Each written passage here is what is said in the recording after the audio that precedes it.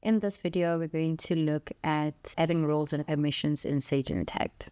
There are two ways you can go about how you can control permissions for your users. You can either use the user-based or the role-based.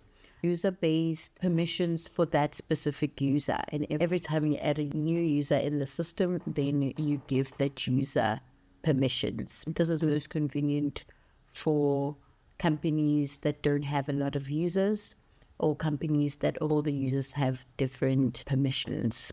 At the role-based, it's when you mostly have multiple users that will be having the same permissions. I'm going to navigate to Applications, Company, Admin, and under User, Roles, and Groups, we have Roles. The user type or the role type will be set up in your company information. This environment is already set up to use roles. Click on roles, and these are the different roles that I have in the system. So you can have as many roles as you want to give the different users that will be accessing Sage Intacct. I'm going to add a role for AP Clerk. You can give it a description and save. The moment you click on save, it will take you to the roles subscription.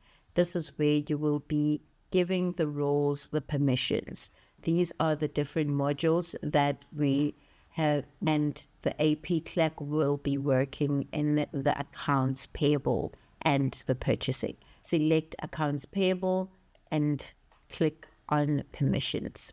These are all the activities in the list that you want the AP Clerk to have.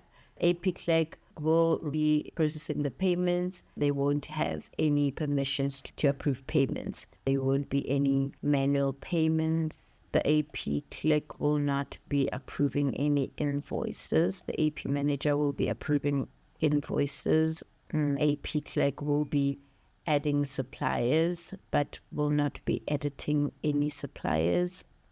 They will be able to list, view, add, and edit and post the invoices, but they won't be able to delete the invoice. And that's how you'll be selecting the AP Clerk's activities, and you save.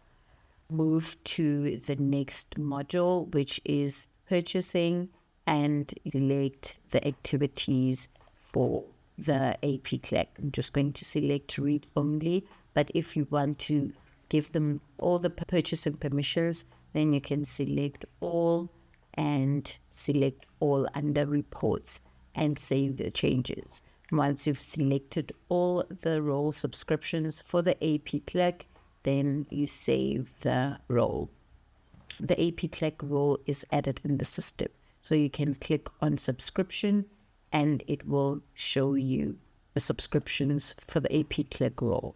Now that you have the roles added in the system, when you add a user, then you will be assigning that role to that user.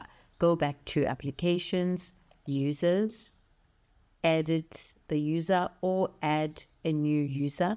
I'm going to edit Bill, Accounting Manager, and in the user information, as you scroll down, you have the role under the Sage Intacct financial permissions. Under roles, select the role that you are giving to that user and save your changes. That's how you'll be adding roles and permissions in Sage Intacct.